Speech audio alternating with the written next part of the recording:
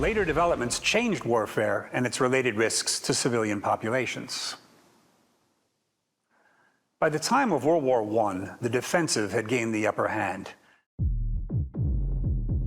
as the French army discovered when making unwise frontal attacks on fixed machine gun positions, losing most of a generation of young Frenchmen in the process. In the depressing stalemate of trench warfare, with its diseases and pests, enemy nations resorted to the inhumane tactics of poisonous gas and flamethrowers.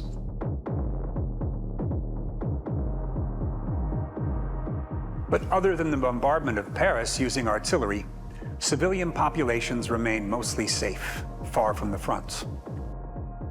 All of this changed with the offensive explosion of World War II. The invention of the tank made it possible to blitz through enemy lines and win quick victories. At the same time, strategic bombardment led to mass death in cities such as London and Coventry, Hamburg and Dresden, and ultimately Hiroshima and Nagasaki in Japan.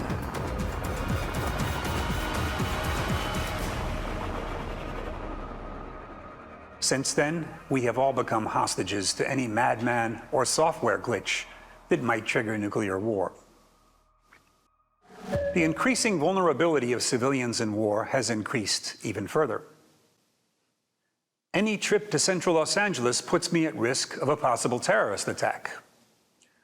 Drones are now used by rival Mexican cartels to target opponents enjoying a drink in a sleepy cafe, and often strike innocent civilians in such countries as Afghanistan and Pakistan. Cyber war has already been tried here and there, but not at the level of its full potential. Could a future enemy burn down my apartment by turning my oven to the highest temperature? Or lock me and my family in an elevator or the Tesla? But in terms of theory, none of this is new. As early as 1989, during the last months of the Cold War, the American Marine Corps Gazette featured an article predicting many of these developments. Their theory was that in the near future, the massive land armies of the modern period would seem outdated, and the boundary between war and peace would become blurred, foreshadowing today's frequent warfare of special forces targeting individual houses for suspects. A new generation of warfare would probably move beyond these techniques. One of the loose and unspoken rules of modern warfare was that individual leaders were not openly targeted by the enemy. This began to change recently as many questioned how it was fair to target entire cities if a war was the fault of just a handful of out-of-control leaders. Just before the beginning of the Iraq War of 2003, an attempt was made at a decapitation strike on Saddam Hussein, who was said to be present at a meeting at the edge of Baghdad. However, the strike was based on bad intelligence. Saddam was not there, and the strike failed. But just as nations now have no problem with targeting individual terrorist leaders, the same may become common in the case of national leadership. Just consider the many recent Russian attempts to assassinate President Volodymyr Zelensky of Ukraine. Under these conditions, we wonder whether just as online technology has allowed universities to operate with students in many different cities, why do national capitals continue to concentrate government in a single place, so easy to attack? We are likely to see more cases of scattered governments with national leaders hiding in secret places and surfacing only occasionally when needed. The opposite will hold for offensive strategy.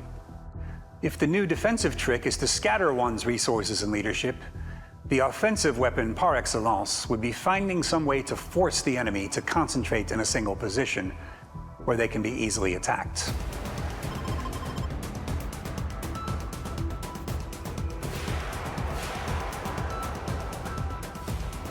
For example, Israel has had difficulty finding the top leadership of Hamas during the current Gaza war,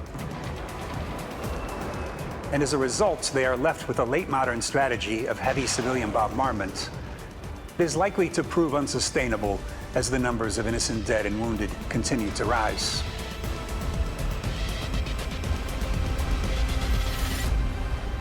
One of the things this could mean is that the 19th century Prussian military theorist Karl von Clausewitz could come back into fashion. According to Clausewitz, who lived and wrote during the time of Napoleon, the goal of strategy should be to lure the enemy into a massive, decisive battle. In recent decades, this view has lost favor due to the heavy losses it brings on the battlefield. But Clausewitz had a deeper and important point to make. He wrote that most of the gains in battle come when we do not just defeat the enemy, but when we rout them into a panicked retreat. In these cases, an army is able to capture most of the enemy's baggage and resources while taking many prisoners and putting them out of action permanently. Indeed, the recent American military theorist Colonel John Boyd said that victory in battle is determined not by the number of enemy dead, but by the number of enemy prisoners. It is an inconvenient truth that the coming decades are likely to see many wars brought on by the destabilizing effects of climate change and resulting mass migration. Under these conditions, the risk of genocide becomes larger, and we need to do more than ethically protest against it.